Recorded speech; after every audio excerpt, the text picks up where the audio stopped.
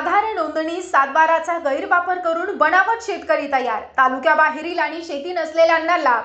पत्रकार परिषदेमध्ये वैभव पिंपळशेंडे यांचा गंभीर आरोप। तालुक्यातील आदर्श गाव असलेल्या घाटपूर येथे सन 2024 या कालावधीत अतिवृष्टी आणि पीक नुकसान अनुदानाच्या वाटपात भीषण अनियमितता झाल्याचे धक्कादायक प्रकरण समोर आलं।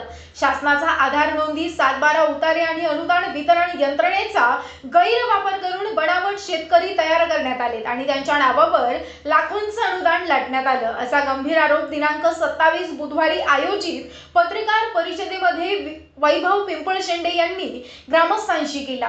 याने घोटाळ्याचे पुरावे पत्रकार परिषदेमध्ये सादर करण्यात आले। आरोपानुसार ज्यांच्याकडे शेत नाही आणि जे तालुक्याबाहेरील आहेत अशा व्यक्तींच्या नावावर बनावट सातबारे तयार करून त्यांना शेतकरी घोषित करण्यात आलं।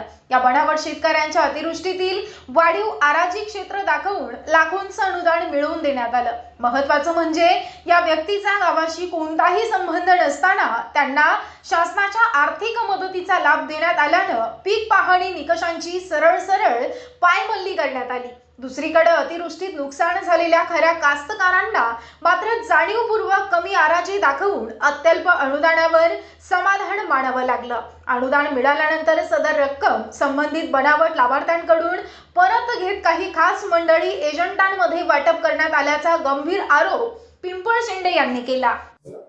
हा जो प्रकरण आहे हा शेतकऱ्यांना त्यांचं नुकसान भरपाई जे पुरामुळे जे उभं पीक वाहून जातं आणि अतिवृष्टीमुळे त्यांच्या पिकाचं जे काही नुकसान होतं त्या नुकसानीला शासनाकडून काही तुटपुंजी अनुदान जाहीर होतं आणि त्या अनुदानामध्ये जे योग्य लाभार्थी असतात, जे शेतकरी असतात, खरे शेतकरी असतात, त्या शेतकऱ्यांना कुठेतरी त्यांच्यावर अन्याय झालेला आहे। त्या शेतकऱ्यांना कमी अनुदान देण्यात आलेलं आहे आणि जे शेतकरी असे शेतकरी ज्या शेतकऱ्यांचा त्या शेत शिवारामध्ये सर्वे नंबर नाही, थोडीशी शेती सुद्धा नाही, तरी सुद्धा त्यांना हेतूच पुरस्पर शेतकरी बनवण्यात आलेला आहे। त्यांना शेतकरी बनवून त्यांच्या खात्यामध्ये मोठी अमाऊंट लाखो रुपये त्यांच्या खात्यामध्ये जमा करण्यात आलेला आहे।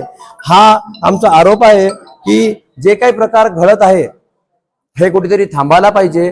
जे शेतकरी बिचारे दिवस रात्र मेहनत करतात, कबाड कष्ट करतात, नाही का, त्यानंतर शेती करून जे तोंडात येणार आपला घास होता तो कुठेतरी हिरावून घेतोय, नाही का, हे प्रकार या ठिकाणी थांबायला पाहिजे। चुकीच्या माणसाला जे लाभ देण्यात आलेला आहे शासनाच्या अतिवृष्टी आणि पूरबुडाचा, या लोकांवर, या दोषींवर, या आरोपींवर गुन्हे दाखल व्हायला पाहिजे, ज्यांच्याकडून शासनाने वसुली करायला पाहिजे आणि अन्यायग्रस्त शेतकऱ्यांना न्याय देण्यात यावा, यासाठी ही पत्रकार परिषद होती।